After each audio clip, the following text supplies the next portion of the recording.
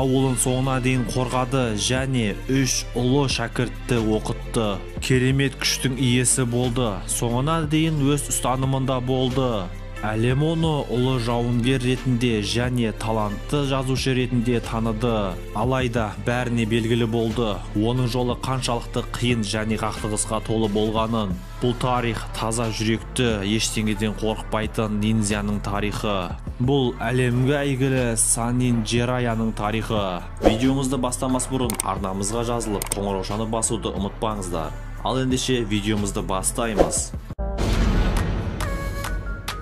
その車輪がお前はどこまで見えているどこまで見えてるだとイタチ Yeah カトン Hold up 豪華滅却 Right with you Let me get bad Just fuck up the dismissal I ain't really here to take no pictures Middle finger up for the system Fuck Percocet Party serving fiends Sweater got my blood with Vietnamese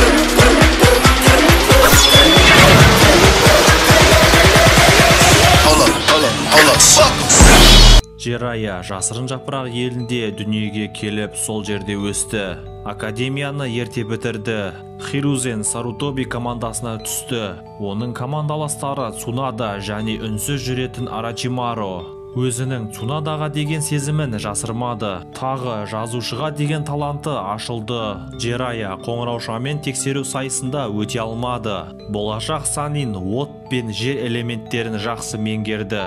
Уақыт өте келе су мен желді меңгереді. Шақыру әдісін білгенде Джирая оны жасағысы келді, бірақ кездейсоқ құрбақалар еліне тап болады.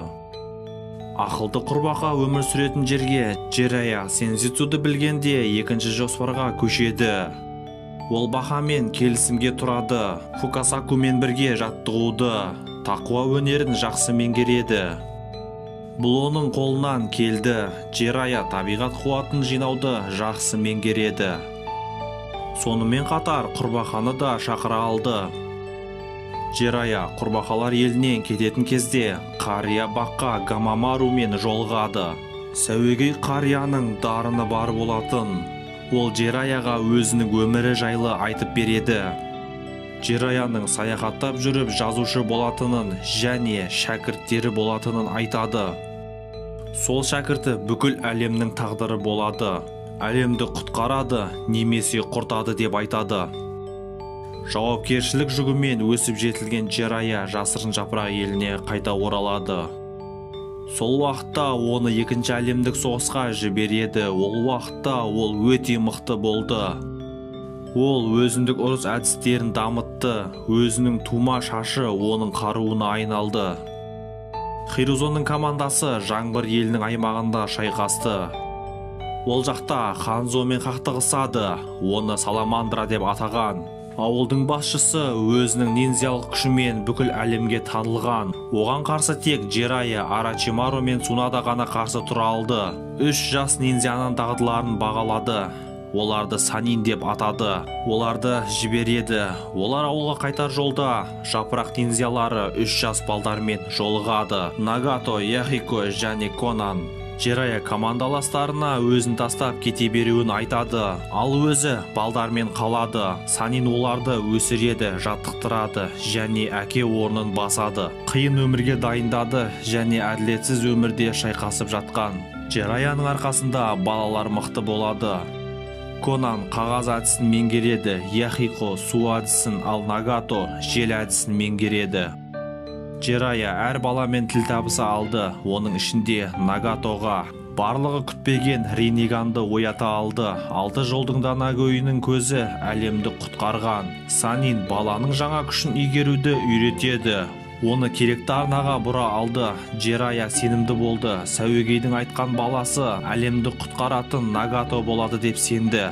Нагатоның өзі әлемді құтқаруға болады деп сенді. Тек дұрыс жолды таңдау керек. Балдарды 3 жылдық жаттықтырудан соң мықты болған балалар өздерін қорғай алады деп сенді. Және Канохаға қайтты. Кейін олардың өлгені туралы хабарды естиді. Шабытталған Джирая бірінші кітабын жазуды бастайды. Ештеңеден қорықпайтын, қайтпайтын ниндзя жайлы жазады. Оның басты батыры Наруто болды. Бұл ой Джираяға рамен жеп отырғанда келген. Алайда Джираяның бұл кітабы аса танымал болмады. Алғашқы кітабында жолы болмады.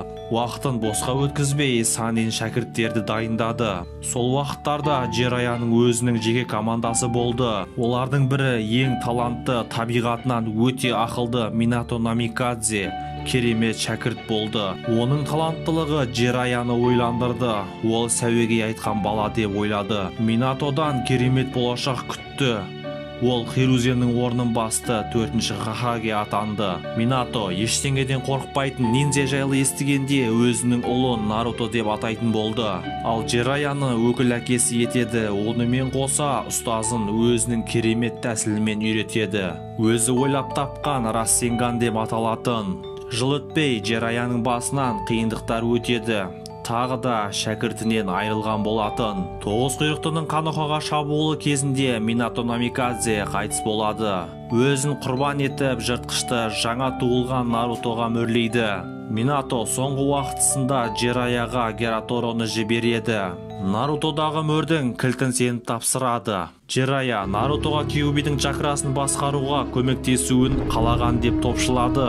Өзінің жолдасы Цунада өзінің сүйіктісіне және інісінен айырылғанына куә болады. Командаласы ішімдікке салынып құмар ойынға кіріп ауылдан кетеді.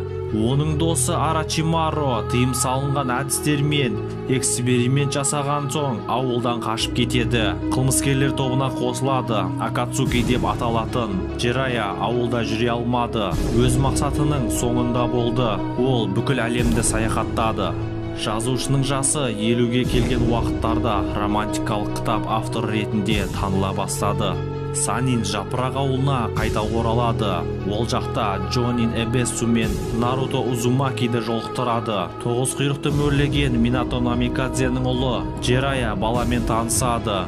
Джирая өзіне белгілісі Нарутоға айтпай ішінде сақтайды. Наруто Эбесумен жаттығуды қаламайды. Оны жеңген Джираяға чакраны игеруді үйретуін сұрайды. Оған қарсы азғыру техникасын пайдаланады. Дайындалу барысында Джирая екі мәселе бар екенін байқайды. Наруто тоғыз құйрықтының Джинчурикиі, ал оның Биджумен байланысу чакрасы 5 элементтік мөрімен ауыздықталған. Ормандағы тапсырмада Арачимаро жасаған болатын. Джирая оны шешеді және Наруто келесі күннен бастап тоғыз құйрықтың чакрасын қолдануға болатынын айтады. Джираяның шәкірті жеткілікті дайындалды. Сол уақыттарда өзі ауылда қалады және Құмел мен Арачимароның шабуылы кезінде оған қарсы тұрады. Ал Джирая өз ұстазы қайтыс болуынан соң алаңдайды. Ауыл тұрғындары Джираяны 5-ші Хокагеге сайлауға ұсынады. Алайда Джирая бас тартады. Бұл Хокаге рөлін Саниннің бірі Цунада дәл келетінін айтады. Санин Нарутомен бірге досын іздеуге барады. Олар қонақ үйге тоқтағанда Наруто Акацуки ұйымының мүшелерімен тап болады. Олар тоғыз құйрықты үшін келген болатын. Сатқын Итачи және Кисаме. Жақын маңдағы Саске тап болады. Ағалы інілер қақтығысып қалады. Джирая дәл уақытысында келеді. Сатқындар қашуды жөн көреді. Саниннің күшін мықтылығын біледі.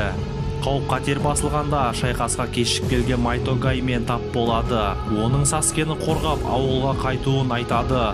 Шәкірті мен ұстазы өз жолдарын жалғастырады.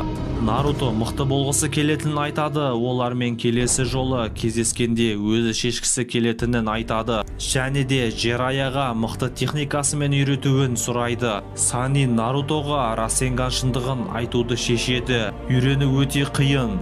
Джирая Нарутоға одан бұрын 4 кезеңнен өтуін айтады. Оны үйрету барысында Джирая Цунаданың қайда екенін біледі. Аңызға айналған емдеуші Джирая секілді өмір сүріп жүрген болатын. Джирая оған 5-ші Хокаге ретінде көргісі келетінін айтады. Цунада үшін күтпеген жағдай. Цунада Хокаге болудан бас тартады. Наруто мен Цунада ұрысып қалады. Наруто онымен шайқасқысы келетінін айтады. Наруто Расенганмен жеңе аламын деп ойлады, бірақ Расенганды толық үйренбеген болатын. Цунада шайқаста жеңеді. Цунада Джираяға дарынсыз балаға бұндай техниканы үйретуге және Хакаге болу үміттендірмеуін айтады. Наруто онымен келісімге келіп, бір аптада Расенганды үйренуін және Наруто қатты дайындыққа көшеді. Цунада мен Джирая бірге отқанда оның ішімдігіне у қосып береді. Оған денесін қозғалтумен қатар чакраны игеру қиындайды. Цунада солай Арачимарумен кездесуге кеткен болатын. Үш Саниннің шайқасы басталады. Аңызға айналған ниндзя және көмекшілерімен шайқасады.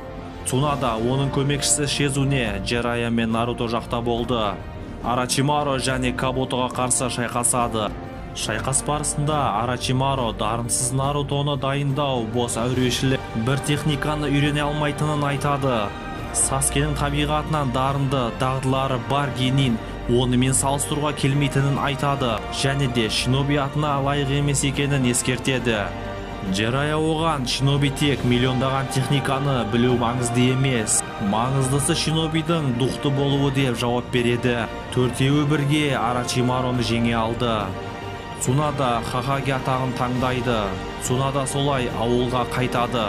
Саскенің Арачимарумен қашып кетуі онымен шайқасқан Наруто жарақат алып қалады. Наруто бұндай күшімен досын ауылға кері қайтара алмайтынын айтады. Джирая өзімен бірге Нарутоны саяхаттауға және жол жөнекей дайындауға келіседі.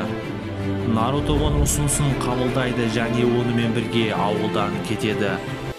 Бұл видео сіздерге ұнады деп ойлаймын. Олай болса, неге лайк басып каналға тіркелмеске? Сіздермен бірге болған Апорт арнасы. Сау саламатта болыңыздар, арнамызға жазылыңыздар.